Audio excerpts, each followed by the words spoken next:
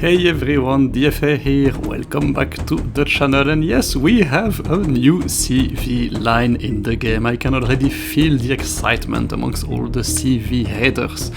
But yeah, there's nothing to worry about because this one is actually pretty different. So it's an American one, it's a new American CV line, but it's actually pretty different from the current CV line, which stops at the Midway. And today we are taking a look at the Wasp, the Tier 10 American CV. So let's take a look at its stats first to see how it compares with its opponent of the day, in that vid, the FDR or the Hakuryu, which is still the king of Tier 10 CVs. Let's take a look.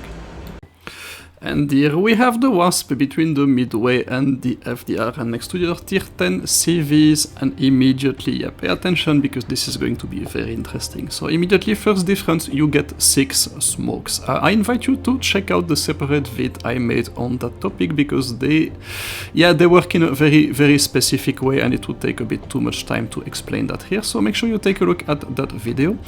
And then we're going to take a look at the rest of the stats. Survivability, pretty good. Maneuverability, it's actually pretty good. Again, not fundamentally better than the other CVs, except for the turn time, but yeah, it can take a few hits. Main guts, you have 6 of them. It's really not great, they're worst at the tier. And then the dive bombers, and surprise number 1, there are no dive bombers for an American CV. That's pretty surprising. So this thing must have pretty good torpedo bombers, right? And actually it does. You get 2 squadrons of 4, just like the Hakuryu. Prep time is the same as the Hakuryu.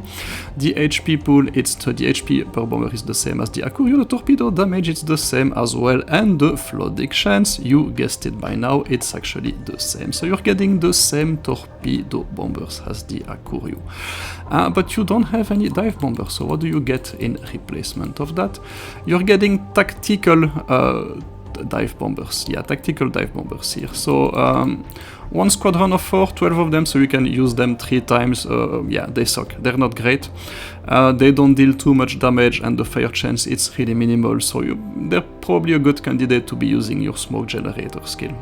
So yeah, make sure you to check out that video.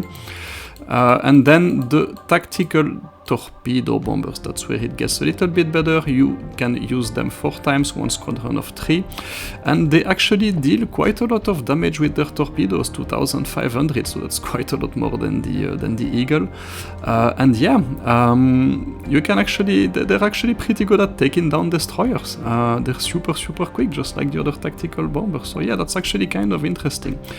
And finally, let's take a look at the fighters. 1 squadron of 6 fighters. So preparation time, it's really a lot. It's 45 seconds. So you want to make sure that you never ever completely lose that fighter squadron, and they're actually pretty easy to lose because the HP at 1800, yeah, you can lose them fairly easily. But they compensate that with having the one of the strongest damage at the tier. Yeah, it's actually not that far from FDR and pretty close to the Manfred von Richthofen, so the fighters are actually pretty good. Of course, if you consider that FDR it's the tier 10 CV and not a super ship, then yeah, they're the second best at the tier. Otherwise, they're actually pretty good, certainly much better than the other CV with tactical bombers, the Eagle. And finally, the AA, you are an American CV, no surprises here, you're going to shoot down anything that comes at you. And so yeah, back at the gameplay, we actually have an Hakuryu, an American CV with Hakuryu torpedo bombers. And yeah, if you saw it in the stats sheet, yeah, the DPM of that thing, it's actually second best at the tier, of course, yeah, behind FDR, but you know what it is. But it's a bit confusing because of those tactical bomber squadrons, which do not really follow the same rules as the others. So yeah, but trust me, the damage potential of that thing is there, and yeah, you know what, let's test those torpedo bombers just a little bit, just a tiny bit, to see what they're made of, because yeah, we know that they're kind of the same as Hakuryu, so yeah, oh, I messed up a little bit there, oh, I missed the order of my squadrons. We could have nuked that Shimakaze and sending back to port in one wave, so yeah. The team is going to take care of it, yeah, there you go. But you know, yeah, so it definitely has that capability, and of course you still have those tactical bomber squadrons that you can use. So you can play the floating and flooding game if you will. Fires, you're not going to set too many of them.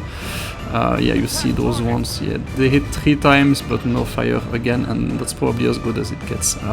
So yeah, that Schlieffen does damage con, and then we can follow up with the other torpedo bombers. So yeah, the Wasp, it's actually not that easy to play, if I'm honest, because I'm not a great fan of tactical bombers. Yeah, they're super quick, they're really quick, but the UI, oh shit, he gets... I just got flooded, so whatever I'm sending there, it's just for damage. Yeah, bad luck there for us, but the Schlieffen is going down. Essentially, so yeah, I'm not a big fan of the tactical bomber squadrons, because the UI, it's actually not that easy to manage. You really have to alternate between the 2 buttons that you see on the right, because your fighters are on the first one, but the tactical bombers are on the second one, and so in terms of UI, it's not great. Let me be honest, it's not super good. Plenty of the time I end up willing to move a squadron, and then yeah, you see me alternate here, and then I'm simply not using the right button. So there is definitely a learning curve with regards to that, and those tactical bomber squadron, they move so fast that you cannot really take your eyes off them, and so you really have to you're kind of distracted when you're using them, because you really cannot, yeah, let's see what we can do to that Shimakaze now. Yup, there you go, that's number 1, this one is on target, and the second one, it's actually a little bit, yeah, you see, with the tactical bombers, that's going to be much better, because they're going to move so fast that DDs, they typically don't have a lot of time to react, and you see them immediately on target, and sure enough, right. So yeah, it's actually a very good DD hunter, that's pretty clear. The damage potential is there as well, so it's not just about, yeah, it's an Hakuryu that gets better fighters but loses dive bombers. No, the damage potential of those tactical bombers is there, but you just need to be able to manage the complexity of it. And what I also like about the Wasp, it's the fight. It only has 1 fighter squadron, so yeah, you pay a big reload time penalty for it, but it's a lot easier to manage than having 2 fighter squadrons, so that's kind of gets my preference. And we've done a fairly good job in that battle, and now it's just us, an enemy battleship, and the FDR. So yeah, maybe it's time to actually debrief the Wasp. Let's bring the ratings. So, is it fun, the Wasp? It's actually kind of decent in terms of fun. Yeah, I mean, if you don't mind those tactical bomber squadrons, there is a new mechanic that, yeah, I think only a few people or in a few circumstances will be able to exploit. But yeah, it can definitely open doors that we haven't really, things that we haven't really considered so far. So you can nuke DDs, you can be efficient against other targets, you get 2 kinds of squadron. It's just that, you know, for me the UI about the tactical squadrons, it's not great, and yeah, that's why it's really not beginner friendly, that thing. Yeah, it's high maintenance, you have to be watching everything, and you have to cope with UI on top of it. Yeah, it's not easy to play. It really is not easy to play. And then free-to-play friendly, actually kind of the opposite. It's very free-to-play friendly, because you really don't need a high-level commander to do well with it. The camo, it's not going to make too much of a difference. Yeah, and it's a Tech 3 ship, so it's a fairly competitive line as well. So yeah, that's actually, I'm going to give it 4 stars, because I think that under the right hands it has the potential to be better than Hakuryu. Under the right circumstances, if you watch the video about the squadron smoke generator, I think that people in a competitive setup coordinating on voice might be able to make a much better use of it than me just playing randoms on my own, because let's be honest, for randoms it's pretty much useless. And so there is a lot of potential there that we haven't really discovered yet. So yeah, there might be a follow-up on this one after a few, I would say a few hundred battles with it. Let's see where it takes us. So in any case, it's certainly not a bad ship. You saw him holding its own against an FDR in that scenario, taking down quite a lot of planes with it. So yeah, it certainly can manage, and damage-wise the potential is there as well.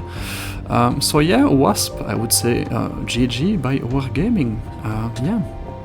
So there you go, the review of the Yorktown will follow, and we'll see if they manage to pull out the same thing at tier 8 than they did at tier 10. Certainly looks like a promising CV line, much more skill based, and yeah, who could argue with that, right? So yeah, in the meantime, stay safe, take care. That was DFA signing out, bye bye.